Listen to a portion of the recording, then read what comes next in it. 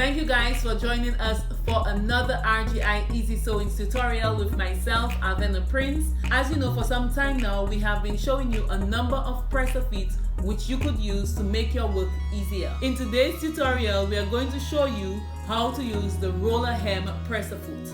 Let's do this. As you look closely at this presser foot, you will notice that there are actually 3 rollers. So we have this one at the front and these 2 at the back, and that is what causes the fabric to feed easily through the machine while you are working with your projects. So for today's demonstration, we will use the following fabrics: leatherette,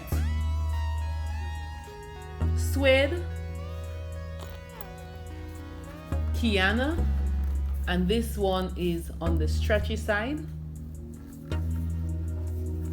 and some felt.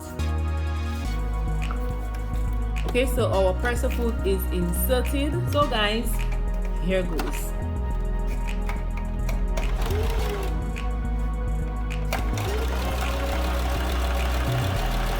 So you will notice there is no difficulty as I sew.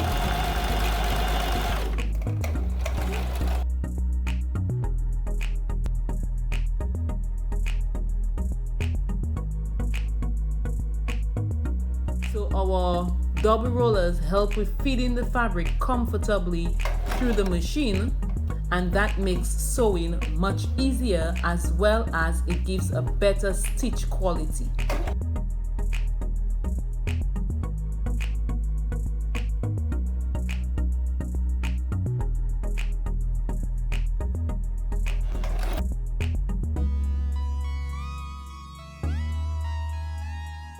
So guys, here you can see the quality of work done with the roller presser foot, and basically you can observe that there's no puckering, there's no skipped stitches. You can see the stitch quality as well as the fabric after stitching looks very good on completion.